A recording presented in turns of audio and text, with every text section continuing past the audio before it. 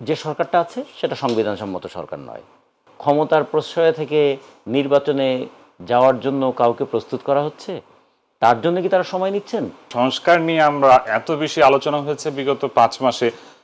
প্রধান উপদেষ্টা বলেছেন মোটা দাগে সংস্কার, রাজনৈতিক দলগুলো বলছে নির্বাচনের জন্য যতটুকু সংস্কার কিংবা যতটুকু প্রয়োজন নির্বাচন কেন্দ্রিক সংস্কার। আসলে প্রকৃত সংস্কার বলতে রাজনৈতিক দলগুলো কোন সংস্কারটুকুকে নির্বাচনের জন্য যথোপযুক্ত মনে করছে, কিংবা আসলে সংস্কার কমিশনগুলো সেই পথে হাঁটছে কিনা?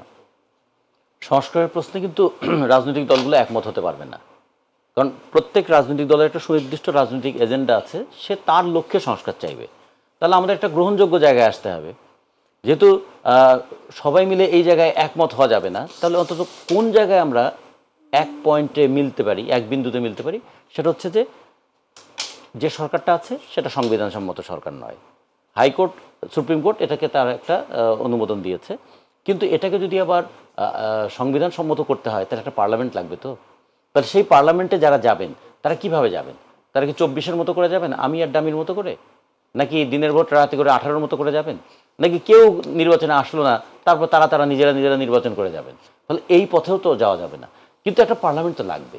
সেই পার্লামেন্টে জনগণের ইচ্ছার প্রতিফলন ঘটবে, এইরকমভাবে নির্বাচনটা হবে, এবং নির্বাচিত পার্লামেন্ট তারা বলবেন যে জনগণের ইচ্ছার সর্বোচ্চ প্রতিফলন হিসাবে গণঅভ্যুত্থান সংগঠিত হয়েছিল। গণঅভ্যুত্থানের পর যে সরকার বসেছিল সে জনগণের ইচ্ছার প্রতীক হিসেবে কাজ করেছে, এবং এই সরকার যে কতদিন সময় অতিবাহিত করেছেন সেই সময়টাকে আমরা সংবিধানসম্মত বলে সর্বসম্মতভাবে এটা ঘোষণা করলাম। তো যেমন 90-এর অভ্যুত্থানের পরে সংবিধানে সংসদে দুটো জিনিস এত বিতর্ক সত্ত্বেও অ্যাকসেপ্টেড হয়েছিল। একটা ছিল যে প্রেসিডেন্সিয়াল ফর্ম অফ গভর্নমেন্ট থেকে পার্লামেন্টারি ফর্ম অফ গভর্নমেন্টে যাওয়ার ক্ষেত্রে সেটা অনেক বিরোধিতা সত্ত্বেও একমত হয়ে গিয়েছিলেন। আরটা যেটা দুদুভাই বললেন যে রাষ্ট্রপ্রধান তিনি আবার প্রধান বিচারপতি সব পদে ফিরে গেলেন। একটা রাষ্ট্রপতির পদ থেকে কোনো লাভজনক পদে আর যাওয়া যায় না, এটা সংবিধানে যেটা ছিল সেটাকে তিনি 12তম সংশোধনীর মধ্যে সেটাকে পরিবর্তন করে, সম্ভবত 12 কি 11, আচ্ছা এটা করে তিনি আবার ফিরে গেলেন।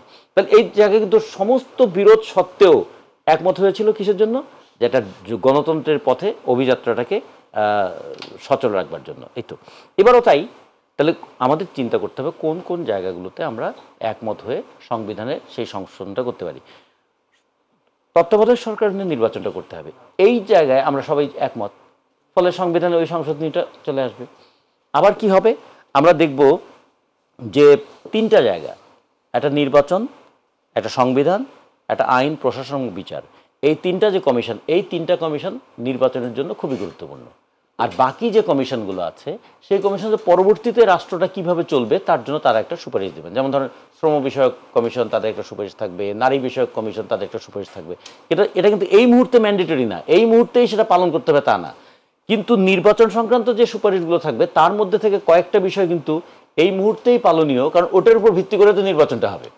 ফলে এগুলোকে খুব দ্রুততম সময়ে করে ফেলা দরকার, এবং করে ফেলার মতো সেই ম্যান পাওয়ার আছে, সেই মেধা আছে, আর সবচেয়ে বড় কথা সেই ন্যাশনাল কনসেনসাস আছে, মানে একটা জাতীয় ঐক্যমত আগেই তৈরি হয়ে আছে। ফলে আমার মনে হয় যে এটার জন্য সময় ক্ষেপণ করার খুব দরকার নেই, এবং সময় ক্ষেপণ করার মধ্য দিয়ে কিন্তু নানা ধরনের সন্দেহ তৈরি হয়। আচ্ছা, সংস্কারের জন্য সময় লাগছে, এটা কি কাজ করতে সময় লাগছে, নাকি প্রয়োজনীয় পছন্দের মানুষদেরকে প্রস্তুত করবার জন্য সময় নেওয়া হচ্ছে? ওই যে একটা কথা ঘুরপাক খাচ্ছে না, এটা কি ক্ষমতার প্রশ্রয় থেকে নির্বাচনে যাওয়ার জন্য কাউকে প্রস্তুত করা হচ্ছে, তার জন্য কি তারা সময় নিচ্ছেন, নাকি সত্যিই সংস্কারের জন্য সময় নিচ্ছেন? এই বিতর্কটা কিন্তু ইতিমধ্যেই জনমনে আসছে, এবং বিতর্কটা একটা সময় সন্দেহে রূপান্তরিত হবে। আর সন্দেহ যদি তৈরি হয়, এত আত্মত্যাগের মধ্য দিয়ে যে সরকারটা ক্ষমতায় এলেন তিনি কিন্তু সম্মান নিয়ে ফিরে যেতে পারবেন না। আমরা তো চাই অনেক বেদনার মধ্য দিয়ে যে সরকারটা এসছে সেজন্য হাসি মুখে পরবর্তী গণতান্ত্রিক রূপান্তরের কাজটা করে দিয়ে চলে যেতে পারেন। এই কারণে আমরা মনে করি যে সংস্কারের জন্য অহেতুক সময় নষ্ট না করে, অতিরিক্ত এখানে মনোসংযোগ করতে গিয়ে এটাকে লেজে গোবরে না করে ফেলে, যতটুকু প্রয়োজন ঠিক ততটুকু করে একটা সুষ্ঠু অবাধ গ্রহণযোগ্য নির্বাচনের দিকে আপনারা পা বাড়ান।